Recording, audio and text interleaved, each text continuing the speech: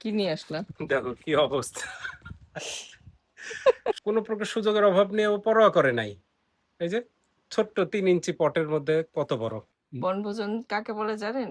বাগানে বসে বাগানের সবজি দিয়ে যখন ভোজন করা হয় সেটা হচ্ছে বনভোজন। একটা ব্যাপার কি আপনারা কখনো ভেবে দেখেছেন যে বাংলাদেশে যে সকল সবজিগুলো সবচেয়ে সস্তা এবং সহজলভ্য যেখানে সেখানে আনাচে কানাচে হয়ে থাকে অথবা যেন তেনভাবে বাসার আশেপাশে বীজ ছিটিয়ে দিলেও কিন্তু ফলন হয়ে যায়, সেই সবজিগুলো কিন্তু শীতপ্রধান দেশগুলোতে ফলানো বেশ কঠিন। যেমন ধরুন কলমি শাক অথবা ডাঁটা গাছ। তো ইউকেতে এগুলো যদি আমরা সঠিক নিয়ম জেনে না করতে পারি তাহলে এর চারা হবে, গাছও হবে, কিন্তু সঠিক নিয়ম জানা না থাকার কারণে এগুলো হয় শক্ত হয়ে যাবে অথবা অনেক সময় লাগবে, আর বেশি সময় লাগলেই তো এটা শক্ত হয়ে যাবে এবং খেতে টেস্ট লাগবে না। আজকে বাগান থেকে কিছু টাটকা সবজি হারভেস্ট করব, সেগুলো দিয়ে তৈরি খাবারের কিছু ঝলক থাকবে, আর বাগানে বসে পরিবারের সাথে সেই খাবারগুলো উপভোগ করার আনন্দ সবকিছু একটু ছোট ছোট করে আজকের ভিডিওতে থাকবে। এই যে কাপড় রাখার কন্টেনারটা, এটা আমরা কাজে লাগাইছি কলমি করার কন্টেনার।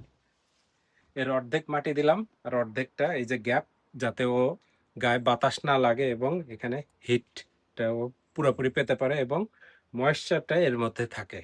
মেইন সমস্যা হলো ইউকের ময়েশ্চার কমে যায়, বাতাস থাকে যখন, তখন একেবারে ড্রাই থাকে।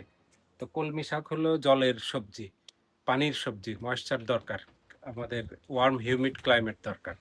তো এই কারণেই এইটা মাথায় আসলো যে আমি এরকম একটা বাক্সে দেব যাতে ও ভিতর থেকে প্রচুর ময়েশ্চার পায় এবং বৃদ্ধি পায়, যার ফলে দেখেন এই কয়েকদিনের মধ্যেই এই শাকগুলো কি পরিমাণ লম্বা হয়েছে। আমরা ওই যে চাইনিজ মার্কেট থেকে যখন কিনে আনি লম্বা লম্বা থাকে, তো ওরাও সম্ভবত এরকম কোনো বদ্ধ জায়গায় চাষ করে যাতে এটা লম্বা হয়, সফট থাকে সেরকম।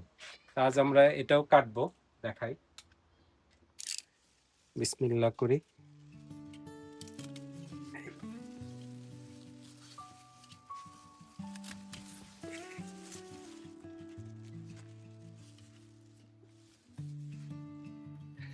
এরকম যদি আমরা একটা পটে করি একটা ফ্যামিলির জন্য, এটাই কিন্তু যথেষ্ট। কারণ একবার এটা খাওয়ার পরে কয়েকদিন পরে আবার যখন রুচিটা ফেরত আসবে ততদিনে ও গোড়া থেকে আবার তৈরি হয়ে যাবে। আর কিছুদিনের মধ্যে এই সবজিগুলো চাষাবাদের টিউটোরিয়াল ভিডিও আমাদের গার্ডেনিং রিলেটেড যেই ইউটিউব চ্যানেল বিলেত বিলাস গ্রিন ফ্যামিলি, সেখানে আপনারা দেখতে পাবেন। এখানে যতগুলো এই গোড়া থেকে গেল ওগুলো থেকে আবার সুন্দর কয়েকদিনের মধ্যেই বড় হয়ে যাবে, কারণ অলরেডি এস্টাবলিশ গোড়া আছে, এটার মতো আর টাইম লাগবে না।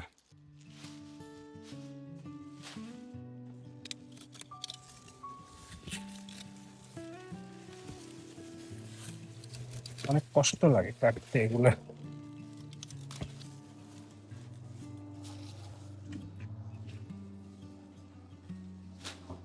তো এই যে এর গোড়াগুলো থেকে গেল, কিছুদিনের মধ্যেই এগুলো আবার বের হবে। তো এর জন্য মেইন জিনিসটা হবে হচ্ছে যদি আমি যদি তাপ এবং পানি মানে উষ্ণ এবং আর্দ্রতা দিতে পারি তাহলে এটা খুব তাড়াতাড়ি খেতে পারবো। যত আমি প্রোভাইড করবো তত তাড়াতাড়ি। আর যদি ঠান্ডায় রেখে দিই তাহলে আবার দেরি হবে।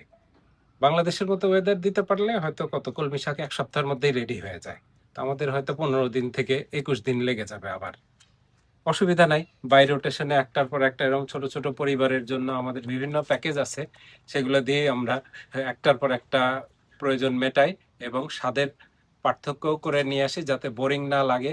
টেস্টের ভেরিয়েশনটা খুবই জরুরি। যা হলো এখানে 1 কেজির বেশিই হবে, তা আমরা ছোট্ট পরিবার, যথেষ্ট, এইটুকুই যথেষ্ট। আর এইরকম তরতাজা জিনিস। আর এটা হচ্ছে আমাদের এবারে সেকেন্ড হারভেস্ট। ও হ্যাঁ, এর আগে তো একবার আমরা খেয়েছি অলরেডি। তো এইসব শাক যাতে ঘির ফ্লেভারে রান্না হয় সে কারণে কিছু ঘি ফ্লেভারের সাবমেরিন মরিচ তুলে নিচ্ছে। এই যে এত তাড়াতাড়ি পেকে কি সুন্দর হয়ে গেছে, আর এটার যে ঘ্রাণ, ভটকা ভটকা গুলো তুলে দিই তোমাকে।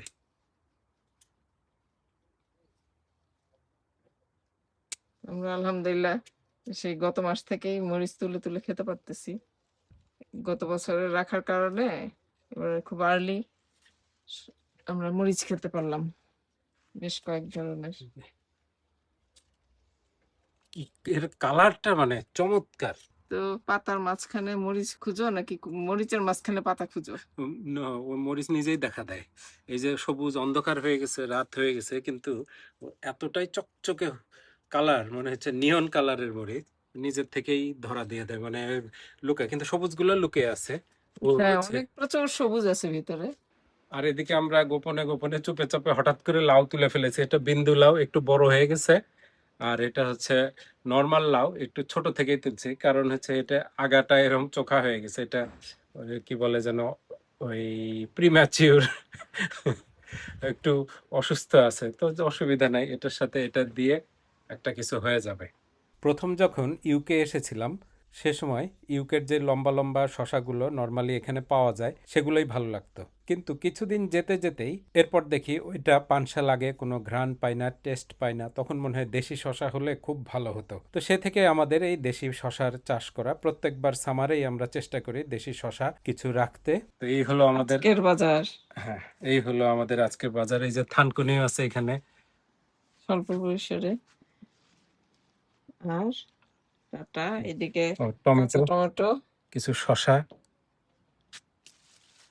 আমাদের কিছু কেরালা সিমও রেডি, কিন্তু আজকে আর তোলার সুযোগ হলো না। এই কলমি শাক কিন্তু আমরা আগে কি করতাম, চাইনিজ মার্কেট থেকে এরকম কলমির ডাল কিনে নিয়ে আসতাম। শাকটা খেয়ে ডালগুলো কাপের মধ্যে রেখে দিতাম, পানি দিয়ে শেকড় হতো, সেটা আবার লাগিয়ে দিতাম। ওটাও কিন্তু শর্টকাট মেথডে খুব সহজেই কলমি শাকের চাষ করা যায়। কেমন লাগলো আজকের এই আয়োজন তোমার? এখনো তো খেয়ে দেখি নাই, খেয়ে তারপরে বলবো। তা আসো এখন খেয়ে। আমাকে বেড়ে দাও, এক এক করে দেখি, আমি খাই আর একটা একটা করে রেটিং করি, তোমার রিভিউ দেই, রান্না ভুলে গেছো নাকি।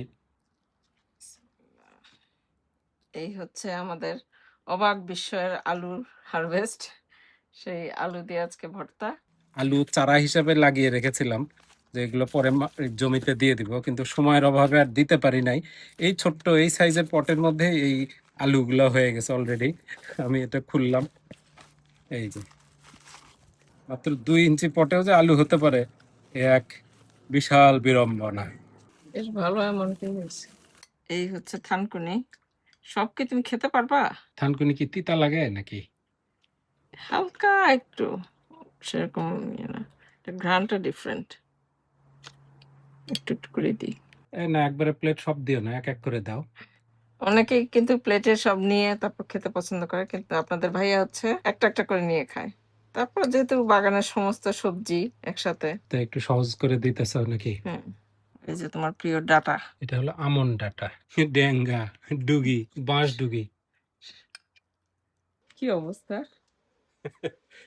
ভাবা যায়? সুযোগ পেলে মনে হয় যে ছাদ ফুঁড়ে বের হয়ে যেত। এই জাতটাই তো এরকম। তো তাই বলে যে এই ছোট্ট পটের মধ্যে যে এইরকম হয়ে যাবে, আমি এটা কল্পনাও করতে পারি নাই। তাহলে এর মধ্যে তো কয়টা, 3-4টা, এর আগে বড় হয়ে গেল। এপাশে যে এটা একটা, যেটা বড় হয়ে গেছে, তো এটাও কি সম্ভব? আর এটা যদি মাটিতে থাকতো তাহলে কি অবস্থা হতো? মানে মোটা, মানে বড় সড়ো হয়ে যেত কয়েকদিনে। এভাবেও তো সীমিত পরিসরেও আমরা ডাটা চাষ করে খেতে পারি। এই ডাটা কিন্তু খুবই মজা। এটা হলো সেই আমন ডাটা, নরম, এবং এক একটাই তো কয়েক কেজি ওজন হয়। আর এটার বীজ কিন্তু আমাদের ওয়েবসাইটে অ্যাভেলেবল, এবং খুব ভালো মানের বীজ। এই যে প্রুফ। তো আমাদের সময় হয় নাই, যে এই পটের মধ্যে দিয়ে রেখেছিলাম যে আমরা ফাইনালি এগুলোকে পরে দিব, কিন্তু সময়ের অভাবে দিতে পারি নাই। তো এখানে থাকতে থাকতে এরা তো আর থেমে থাকবে না আমাদের অপেক্ষায়। ওরা ওদের মতো বড় হয়ে গেছে। মাশাআল্লাহ, তো এটা দিয়ে তো তোমার তরকারি হয়ে যাবে। ইয়ে চিংড়ি দিয়ে বানায় ফেলাও।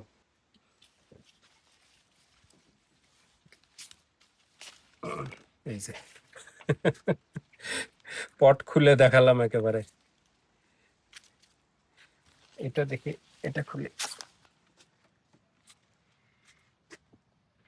না, তোমার আজকের রাতে চিংড়ি দিয়ে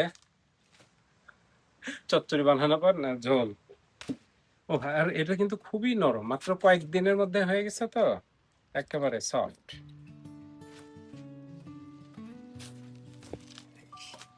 লাউ দিব। দিছই যখন, কোনোটা বাদ রাখলে না, ওটা আবার বাদ রাখবে কেন? এই সেই।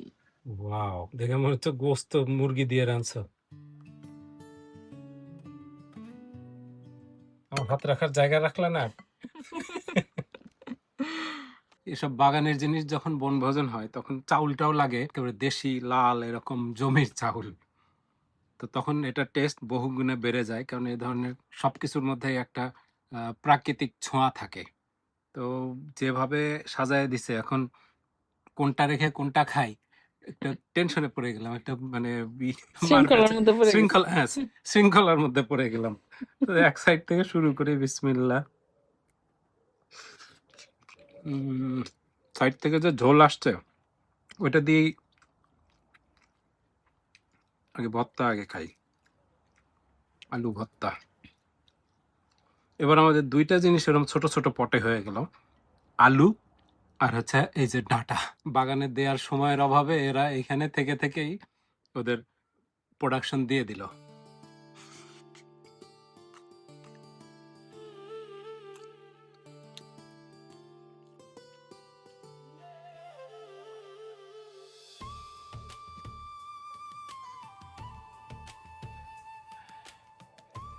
সফট একেবারে নিজে ফলানো জিনিস সাথে সাথে তোলার পরেই রান্না করা, এর মতো স্বাদ মনে হয় দ্বিতীয়টিতে আর পাওয়া যায় না।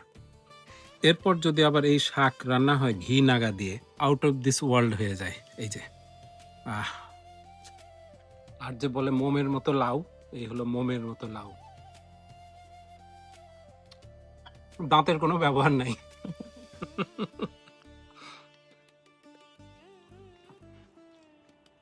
এই ডাঁটাগুলো অনেকে বলেন যে গোস্ত দিয়ে রান্না করলে ভালো লাগে। তো আমাদের উত্তরবঙ্গে করে কি, ছোট ধরনের যে ডাঁটাগুলো থাকে, চিকন ছোট কচি থাকে যখন, সেগুলো দিয়ে সবসময় মাছ দিয়ে রান্না করে। মাছ দিয়ে করলে এটার সাথে খুব ভালো যায়, চচ্চড়ি করে অথবা চিংড়ি দিয়ে মাখা মাখা ঝোল। আর যখন ওটা মোটা হয়ে যায় এরকম ঠিক, তখন ওইটা দিয়ে মাংস দিয়ে রান্না করে, তখন ওইটার টেস্ট আবার অনেক বেশি। ওইটা দিয়ে আবার তখন চচ্চড়ি ভালো লাগে না। তো আমরা এই জন্যই এই ছোটটা দিয়ে আজকে এরকম চচ্চড়ি খাচ্ছি, সেই ফিলিংসটা নেওয়ার জন্য। তাহলে আমরা খাওয়া এনজয় করি। হ্যাঁ, তুমি বসে পড়ো তাড়াতাড়ি, আপনারা সবাই ভালো থাকবেন, দেখা হবে নেক্সট। ঠান্ডা হলে আর ভাল লাগবে না। আপনারা সবাই ভালো থাকবেন, দেখা হবে নেক্সট ব্লগে। আল্লাহ হাফেজ। আল্লাহ হাফেজ।